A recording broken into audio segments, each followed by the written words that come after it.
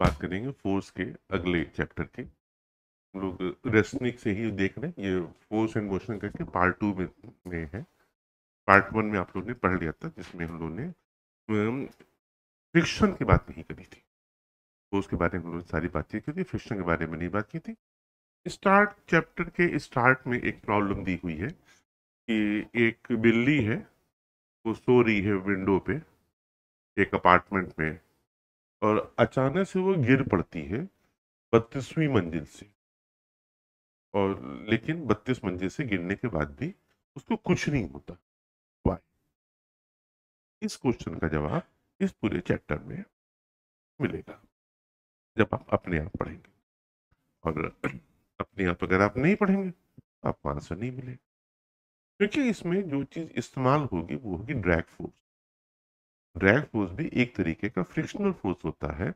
जैसे जो frictional force होता है ये दो लेयर्स के बीच में लगता है, ठीक?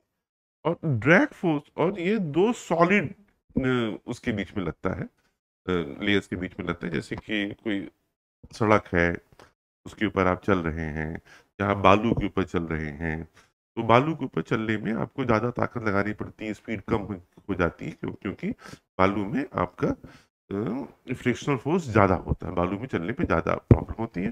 इसलिए ये अयोध्या में भगवान राम के रास्ते देखे तो यहाँ पे जो परिक्रमा होती है, तो परिक्रमा होती है दिवाली के बाद, तो जब आप लोग को मौका मिलेगा तो आप लोग परिक्रमा में आइए, वो यहाँ के मेन फेस्टिवल्स में से है अयोध्या में। तो वो 14 कोसी परिक्रमा होती है लगभग, उसमें 28 किलो 23-24 किलोमीटर तक लगभग चलना होता है।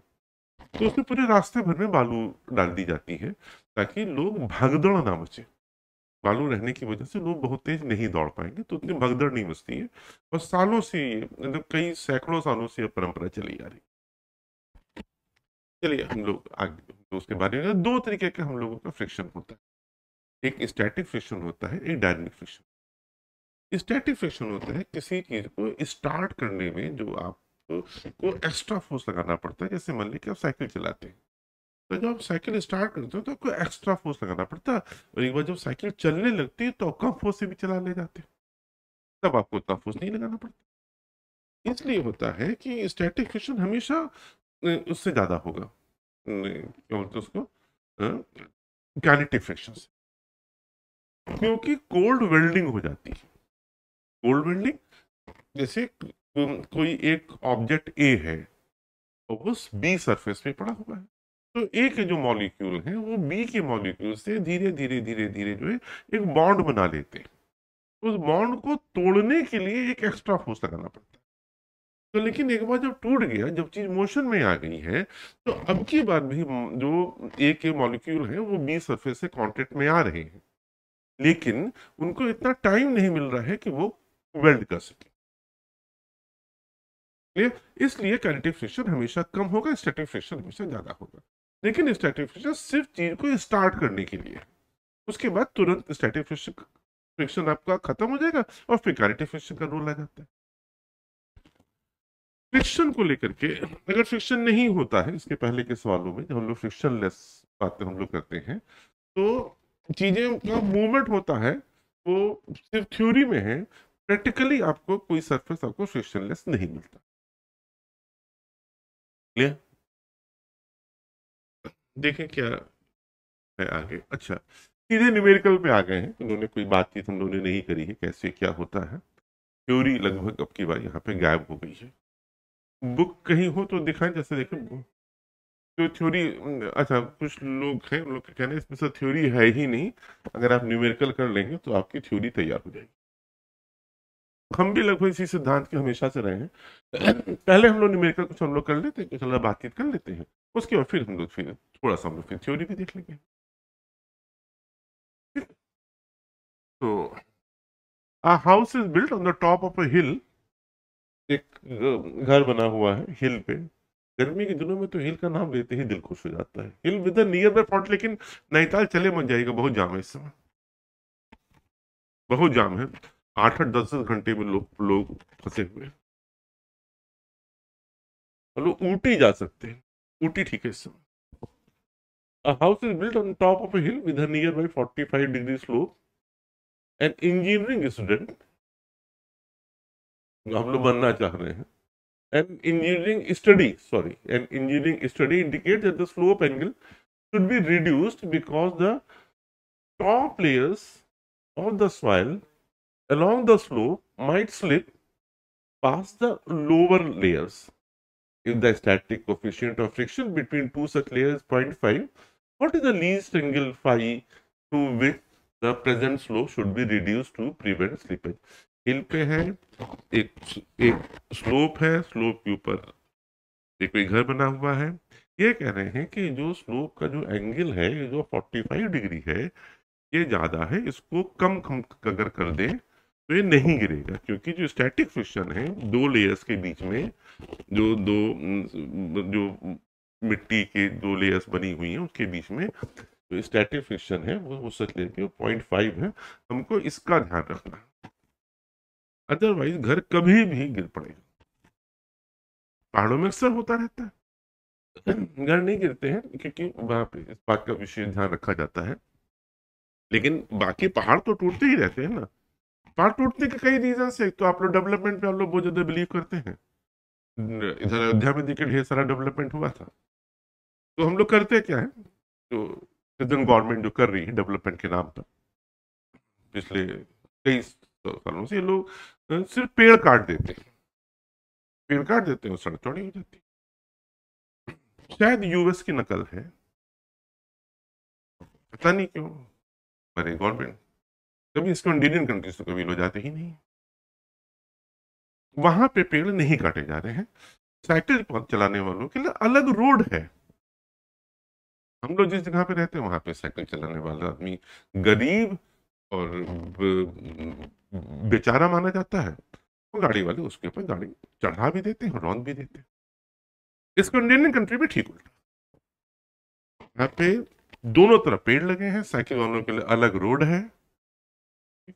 हाँ, क्या आप क्या कह रहे हैं कि हम इसको इंडियन कंट्री नहीं जाएंगे, ये तो वीसा ही नहीं मिलेगा, जाएंगे कहाँ, वीसा ही नहीं मिलेगा एकदम। यूएस के लिए बने, यूएस जाइए, इसने रोका, कमा लीजिएगा 7-8 करोड़ सालाना, जैसे बाकी सारे किसी ने कमा लेता है। बट खुशी कहीं और है, खुशी वहीं पर है। चले हम लोग पहाड़ पे चले गए, क्योंकि वहां पे लगातार पहाड़ी पहाड़ है, तो वहां की हम लोग बात कर रहे थे। स्टैटिक फ्रिक्शन इतना होना चाहिए और 45 डिग्री का एंगल दिया हुआ है। हम लोग इसको हम tan 45 से हम लोग देख लेते हैं। इस जो हम लोग के स्टैटिक फ्रिक्शन है हमेशा tan से हम लोग देखते हैं, इन्होंने थ्योरी गैप कर दिया है, धीरे धीरे हम लोग उसके बारे में भी बात करते रहेंगे।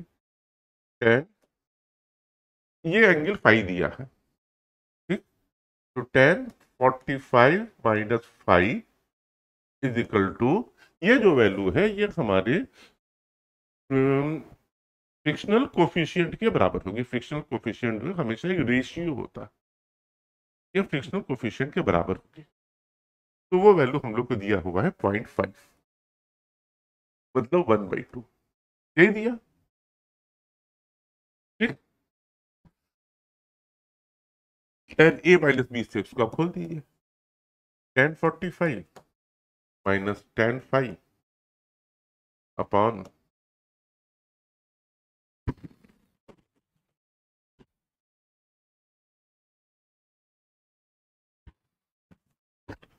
एक आवाज आ रही है 1 माइनस, ये वही है जिनको यूएस जाना है, अब यूएस ही जा सकते, नहीं तो कनाडा तो बुला ही रहा। हाँ, अच्छी कंट्री, वो भी अच्छी कंट्री। tan 40 में 1 minus tan 5 upon 1 plus tan 5 is equal to 1 upon 2। 2 minus 2 tan 5। भाई अभी आप इंडिया में हैं, यहाँ क्लास में फोन पे बात करना मना है, ये यूएस में अलाउ है, जब भी इंडिया में है इतनी तेज मत काम करिए, ठीक। तो अब क्या हुआ, ये हमारा उधर चला गया, ये उधर चला गया, तो कितना हो गया, 3 tan phi is equal to 1 implies that tan phi is equal to 1/3। बेटा ये पूरे फ्रिक्शनल उसमें हम लोग tan से हम लोग को मतलब रहेगा, बहुत ज्यादा tan से मतलब रहेगा, हर चीज हमारी tan के ही इर्द गिर्द घूमेगी, tan थीटा ही इंपॉर्टेंट होगा। तो फाई बराबर tan इनवर्स 1/3।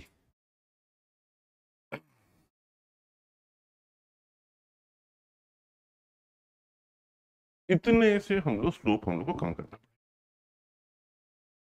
है। अगर इतना एंगल हम लोग उतना स्लोप का काट देंगे तो वो मकान नहीं गिरेगा, दबे मकान गिर जाएगा। और क्या करें, हाँ, 10 5 = 1/3 है, हम 15 बोल रहे हैं, 15 मान लीजिए। 45 एक था, लगातार बढ़ रहा है, 10 30 कितना होगा, 10 30 10 30 अगर 0.58 अगर है तो उससे तो कम ही है, 0.33 है, तो 10 30 से भी कहा 10/15 के आसपास होगा।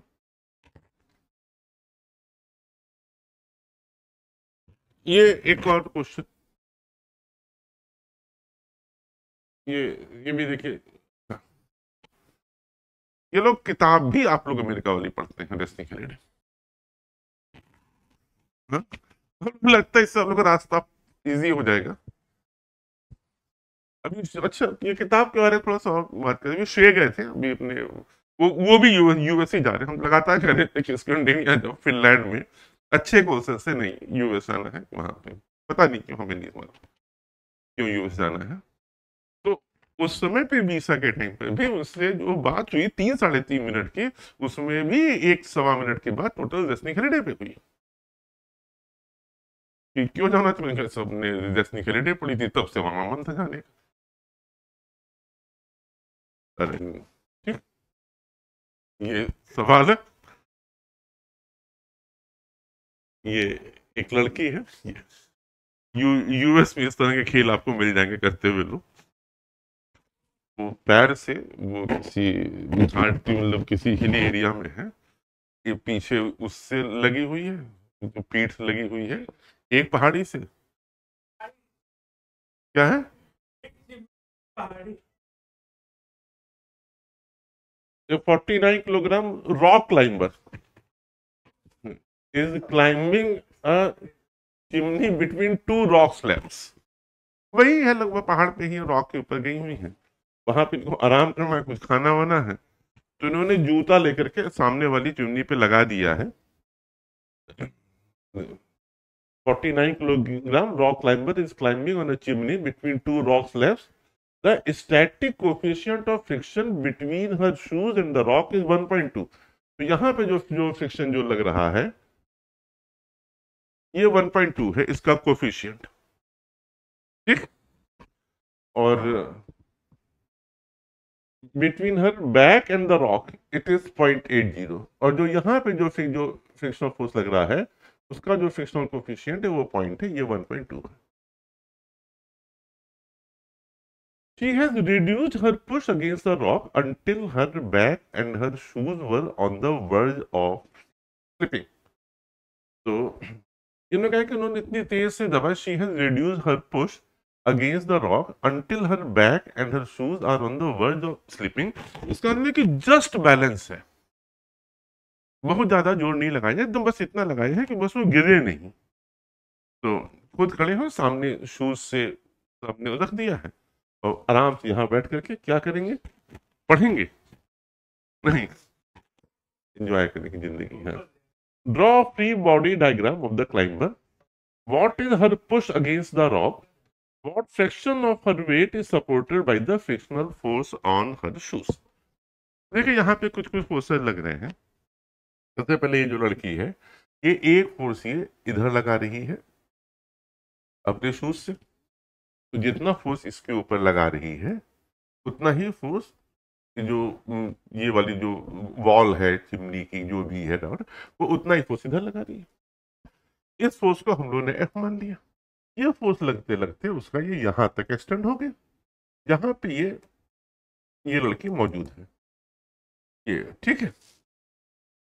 तो ये उसके पैराइड में, तो यही फोर्स उसको यहां तक भी लग गया, इस फोर्स से वो ये, और अब की भाई ये फोर्स इस वाली दीवार पे लग गया। क्लियर? और इसका वेट mg नीचे की तरफ लग रहा है।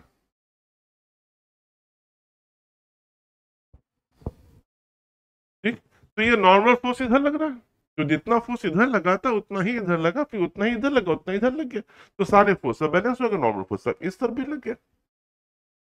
क्लियर?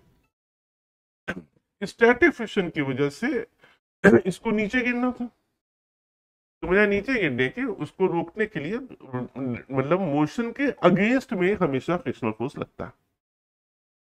फ्रिक्शनल फोर्स हमेशा मोशन के अगेंस्ट में लगता है, जिधर आप मूव कर रहे हैं उसकी दूसरी तरफ फ्रिक्शनल फोर्स लग रहा है, तो वही फोर्स यहाँ पे लग गया। तो यहाँ पे क्या फोर्स लगा आपका, लग गया μ1F। ठीक, और यहाँ पे क्या फोर्स लगा, जो इधर जो फोर्स लग रहा था, जहाँ पे ये फोर्स लग गया हम लोगों का, इस तरफ का जो फोर्स लगा वो हम लोग का लगा μ2F। इन दोनों फोर्सेस ने mg को बैलेंस किया,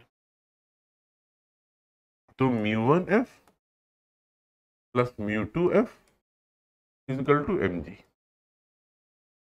क्लियर? तो μ1 प्लस μ2 इंटू F बराबर mg।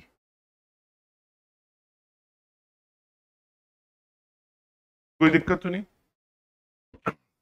μ1 कितना है, 1 μ1 ये लिया है, μ1 0.8 है, μ2 हम लोग का ये है 1.2 है, इंटू F बराबर mg।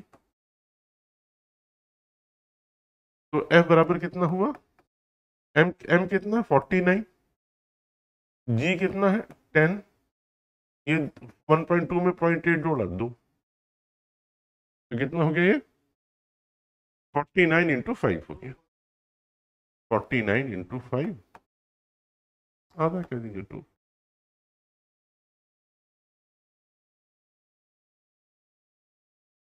नहीं कितना हो जाएगा 45, एक कम है 50 में से एक, 24.5।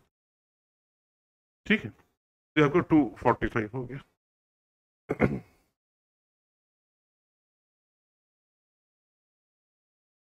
आप लोग को पेपर पर आउट करवाना आता है कि नहीं आता? अगर नहीं आता है तो एग्जाम देने की जरूरत है नहीं, आप लोग जो पेपर आउट करा पाएंगे उन्हीं का होता है इसमें।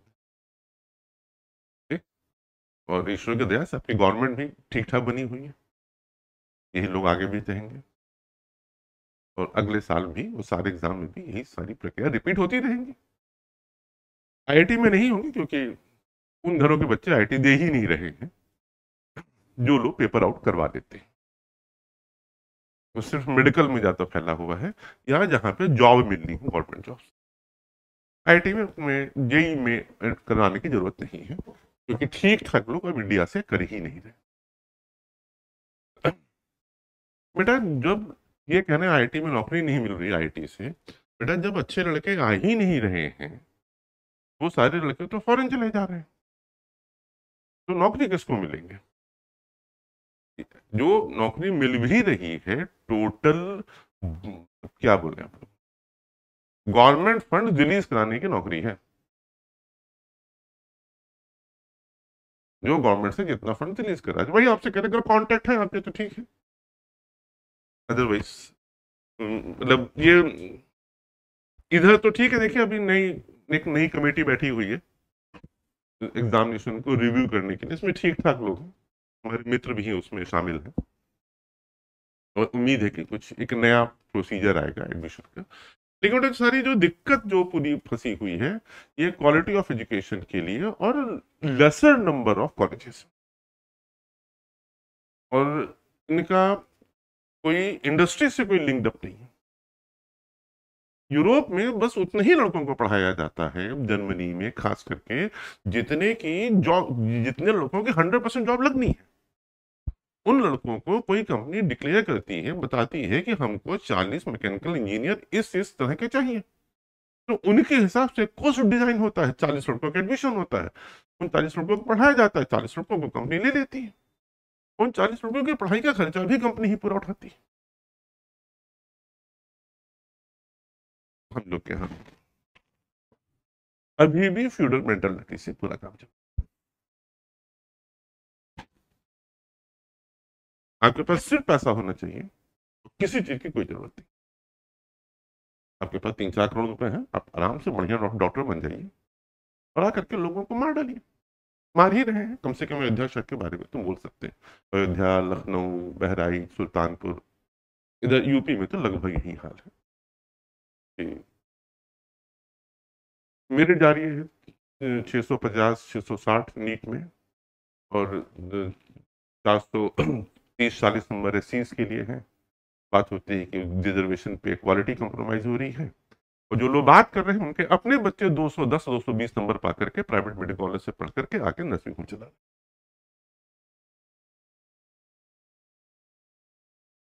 हमारे जितने भी खराब स्टूडेंट थे वो सब शहर में नर्सिंग होम के बढ़िया मालिक।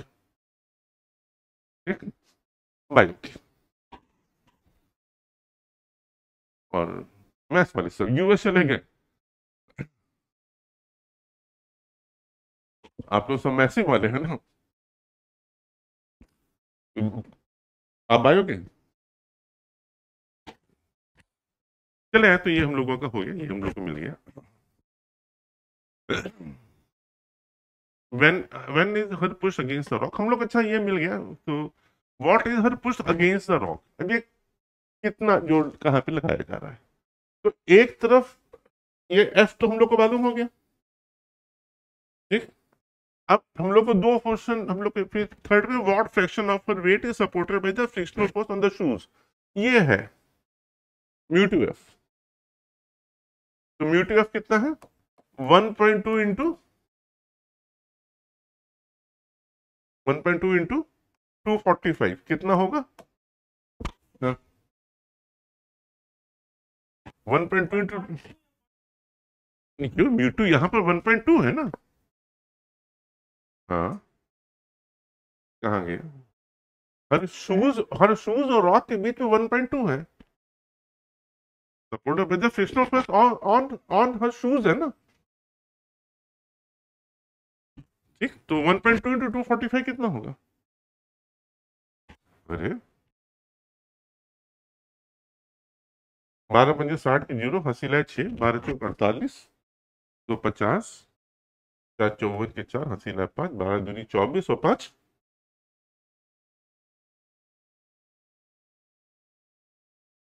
ठीक, कोई दिक्कत, हम्म,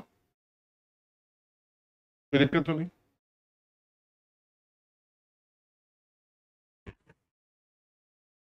ये next question, slide loving pig slides down a certain 35-degree slide, figure 6.24, in twice the time it would take to slide down a frictionless 35-degree slide. What is the coefficient of kinetic friction between the pig and the slide? ये कैसे करेंगे, ये एक ले लेते हैं हम लोग, एक पिग है, ये पिग मतलब मालूम है ना क्या, सुअर।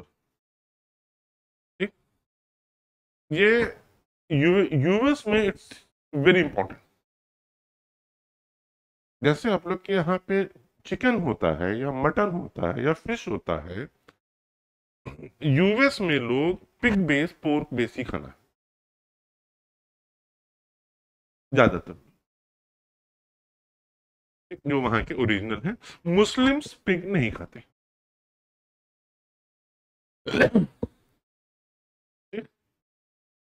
तो यहाँ पे जो पिग है लोग, मतलब हाँ, वहां पे पिग की पूरी फार्मिंग होती है, सब होता है एक दूसरे ढंग से। जो इंडियन पिग्स आप देख सकते हैं, इससे काफी डिफरेंट।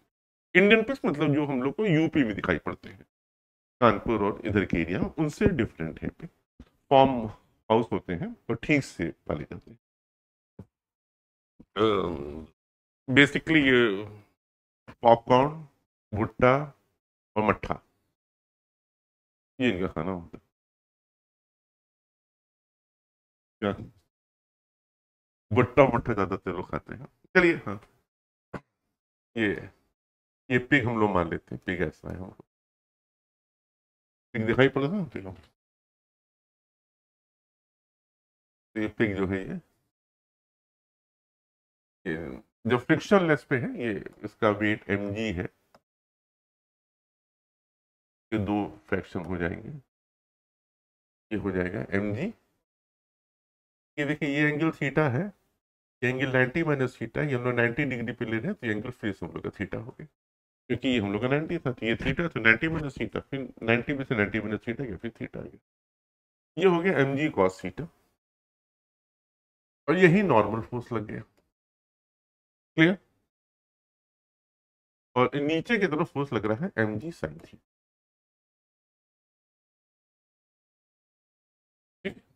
mg sin थीटा के नीचे की तरफ फोर्स लग रहा है, तो जो एक्सीलरेशन हम लोग का लग रहा है उसमें से m से डिवाइड कर दिया, तो वो g sin थीटा हो गया एक्सीलरेशन। इसको अभी हम a बोल देते हैं। नीचे आने में कितना टाइम लगेगा? हमारे पास तीन फॉर्मूले हैं। अच्छा, सेम डिस्टेंस की बात हो रही है, पिक को यहां से आने में जो टाइम लग रहा है, a slide loving pick slides down a certain 35-degree slide in twice the time it would take to slide down a frictionless 35-degree slide। अभी हम लोग फ्रिक्शनल की बात कर रहे हैं, तो वो सेम डिस्टेंस कवर करेगा, और उसमें जो टाइम लगेगा वो हम लोग एस बराबर यू टी, यू तो स्टार्टिंग में 0 है, इसलिए हाफ ए टी स्क्वायर से हम लोग निकाल लेंगे। तो टी बराबर कितना हुआ? 2s/a under.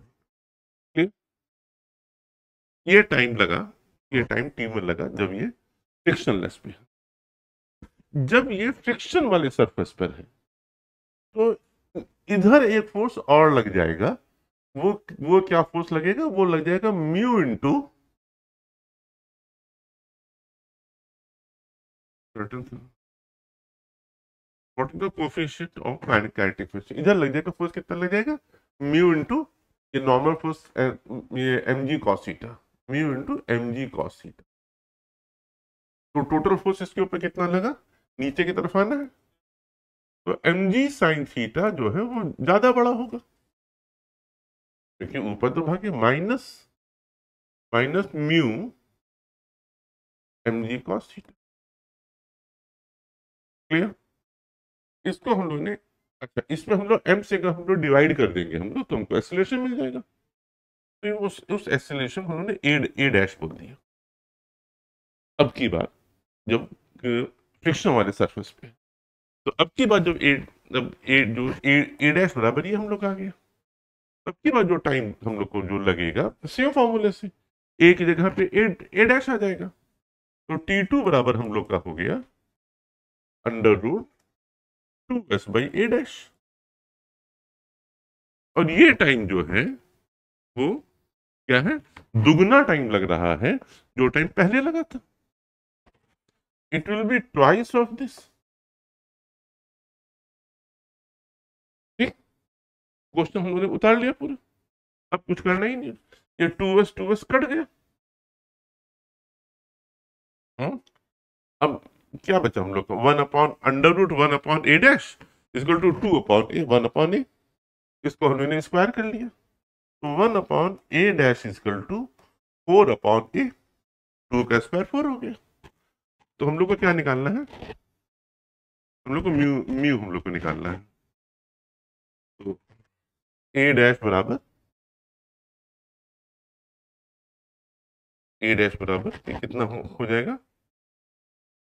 a/4। हाँ, a डैश बराबर, या हम लोग कहते हैं 4a डैश बराबर a कर दे।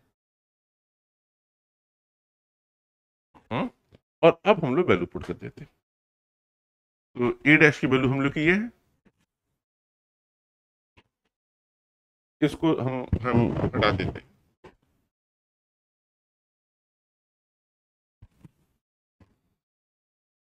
4a dash 4 into g sin theta minus mu g cos theta is equal to T में कितना है, तो g sine theta is equal to g sine theta. तो 4g साइन थीटा ये इधर आ गया, तो ये हो गया 3g साइन थीटा, ये उधर चला गया, वो म्यू जी कॉस थीटा उधर चला गया, म्यू यहीं पे छूट गया, और म्यू यहीं पे छोड़ दिया, और 4g कॉस थीटा को फिर नीचे ले आया। ठीक, तो 4g cos theta, g g cut गया। ठीक, 3/4 tan theta is equal to mu, और tan थीटा बराबर हम लोग को दिया हुआ, थीटा बराबर दिया 35, और tan 30 की वैल्यू कितनी होगी, tan 30 की वैल्यू 0.58, तो 35 की वैल्यू थोड़ी सी ज्यादा होगी, क्योंकि tan का जो जो ग्राफ जो है वो 0 से 90 के बीच में बढ़ता हो जाता, तो ये 0.6 हम लोग कर सकते हैं। तो 3/4 इंटू 0.6 से किया तो ये कितना हो गया, 0.15। ठीक, तो कितना आ गया, फिर से कितना आ गया, 0.4।